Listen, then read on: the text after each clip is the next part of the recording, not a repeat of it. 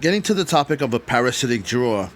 A parasitic draw means a draw of current that is draining the battery over some time. For example, you left your headlights or your lights on. We've all been through it, right? At night, you come in the morning, and then all of a sudden your battery is down to 11 volts. Obviously, not enough for the starter, obviously. That's called a parasitic draw over some time. You're drawing more current than is supposed to be at normal conditions when the car is in the off condition. Okay? That's what usually happens at night. Then you see it in the morning when you first use it. And obviously, it gradually over time. Okay? Could be, instead of 50 milliamps, you're drawing 100 milliamps, 200 milliamps, whatever that is. That's enough over time to drain out the battery.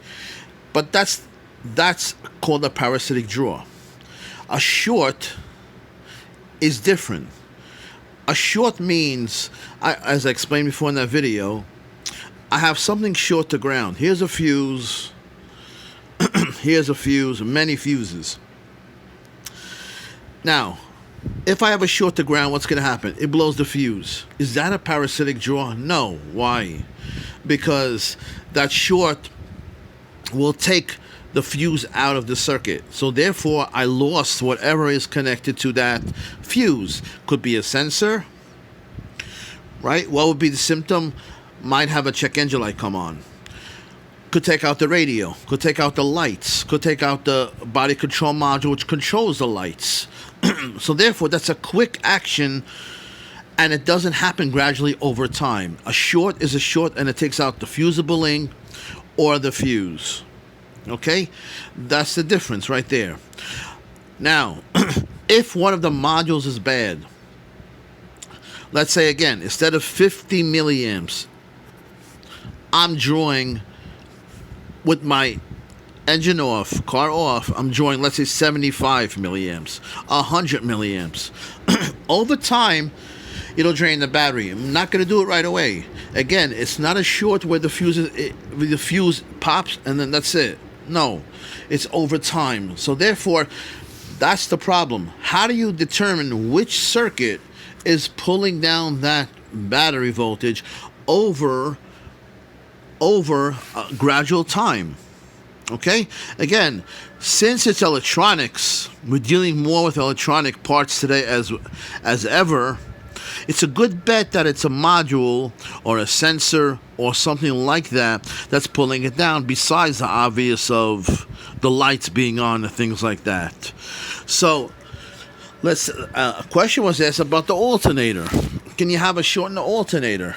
Well, how does the alternator work? You know, when you first go and you turn on the car, right? Your battery voltage, we all know this. I'm not telling you anything new. 12 volts, 12.6, doesn't matter. 12 volts, right?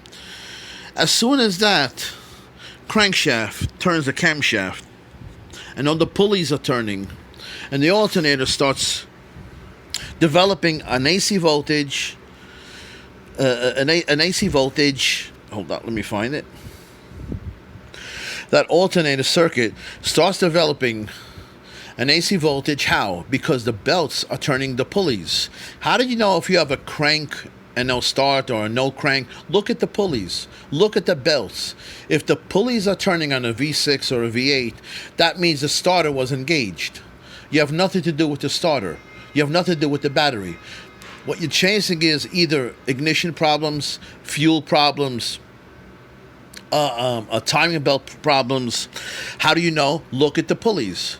Have someone start the car for you. Look at the at all the pulleys, the compressor pulleys, if it's on, a power steering pulley. If those pulleys are being turned by the serpentine belt, you're not chasing a starter problem. You're not chasing a computer start problem. You're not chasing, a fusible link problem. In that, you're chasing something that's related to the engine cranky but not starting. There's a huge difference of diagnostics, which one you interpret. Okay, now let's getting back to this AC generator. So the serpentine belt is turning, on a V6 or V8, right? And it's turning the alternator, turning the pulley, turning the alternator. We're creating an AC voltage. How? With the rotor that's turning inside a stator. I'm not going to get too technical about that. But anyway, obviously it's AC. An AC voltage is generated by that. We don't need AC. We need DC.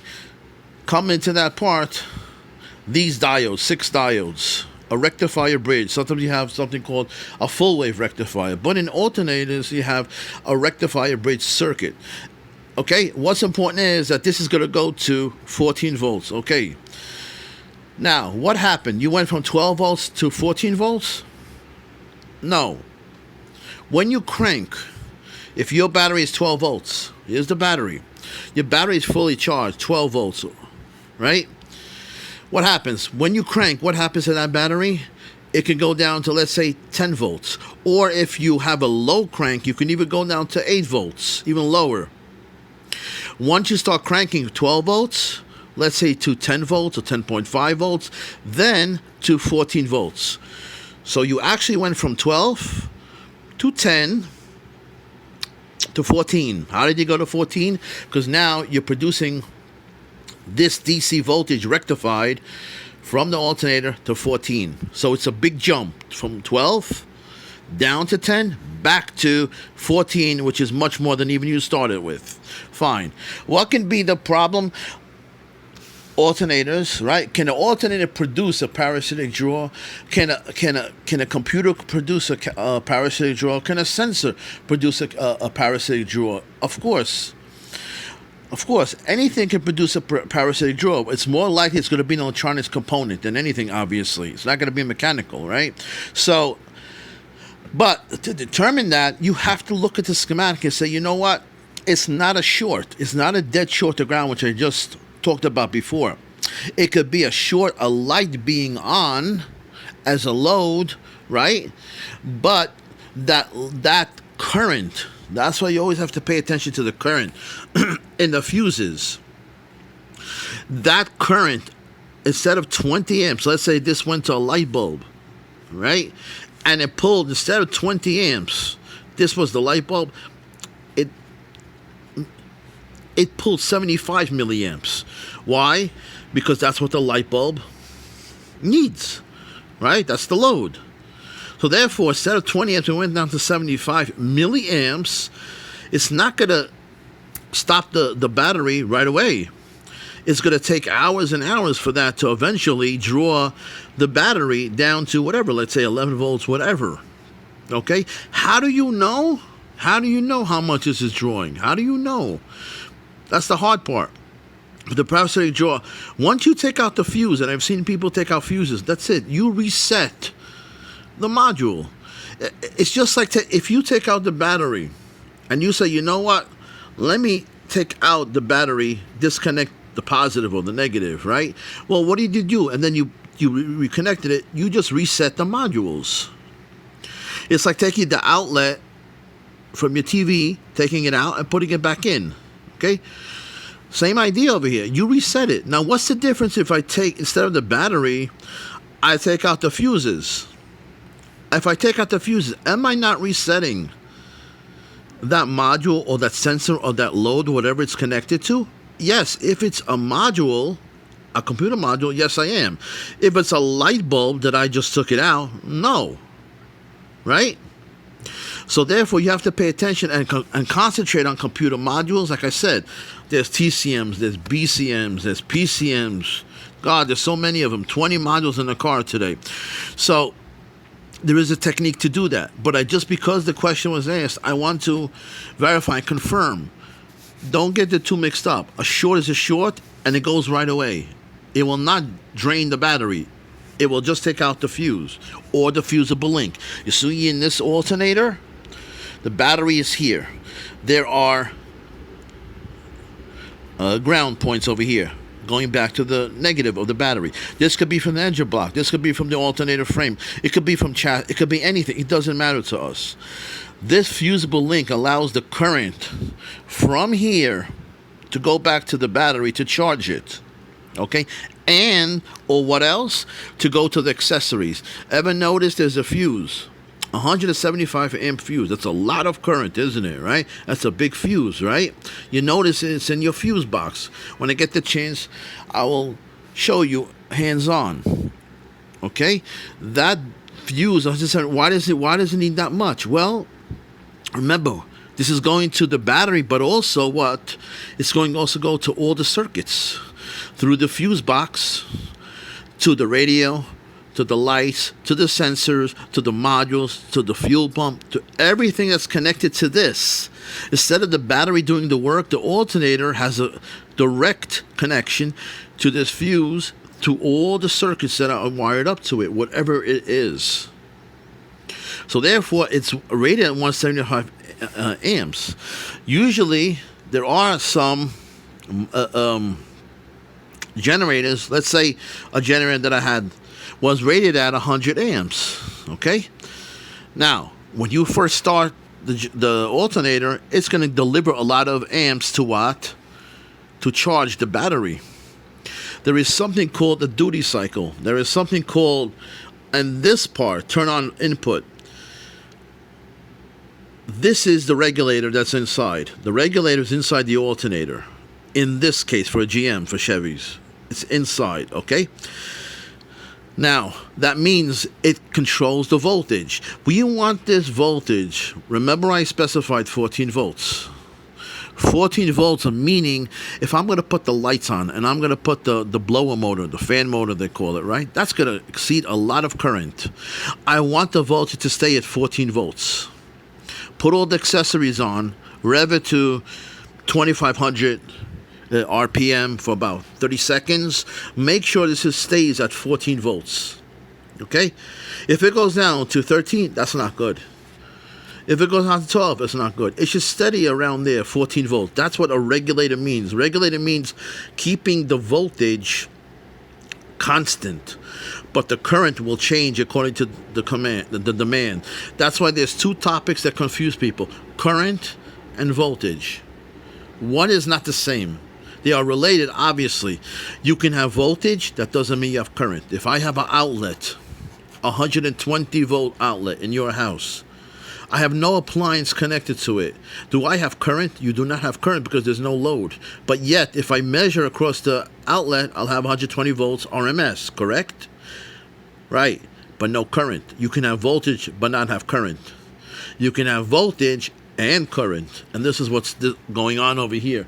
That's why I attacked this topic so many times, as I was asked why I repeating the same thing, because it's a topic that has to be understood to understand the fundamentals of electronics. If you don't understand fuses, electronics, shorts, you're not going to understand how computerized systems work in car. It is impossible. As long as I've been teaching this over 30 years, it's impossible to understand it. You have to know the fundamentals of the rating of the fuse, the color codes. The alternator will work over here. Let's say instead of 14 volts, right, it's 12 volts. If you notice over here, this goes back through a fusible link back to the battery, okay? And also to go to the accessories like we just described. But also, there is one over here. There's a wire over here, a connection over here to what? The regulator.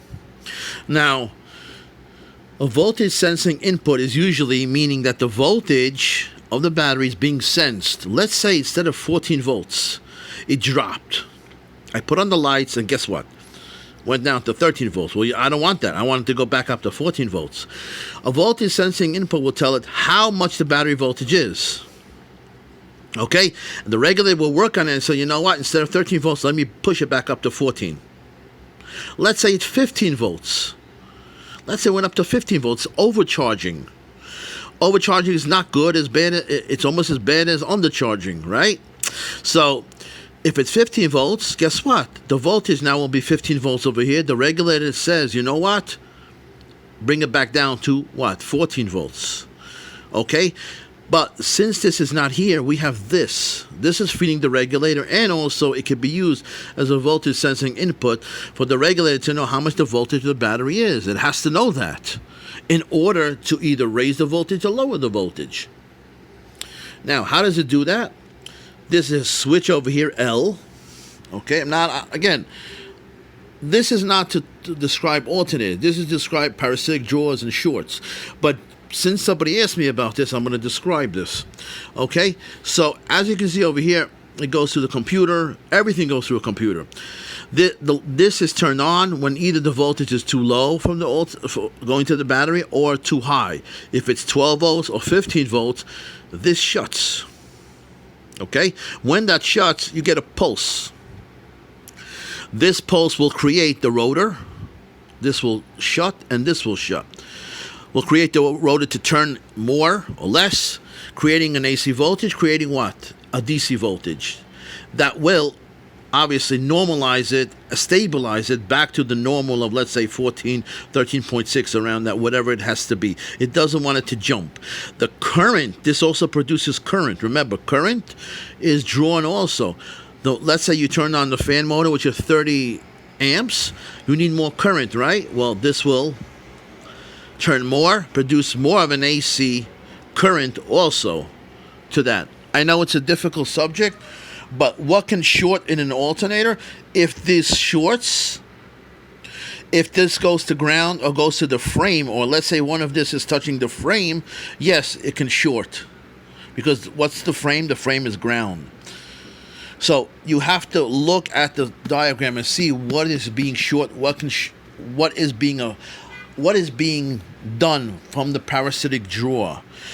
A module, a sensor, a load, a fuel pump. You have to look at it. When I get a chance, I'll hopefully do it hands-on, and then you'll understand it.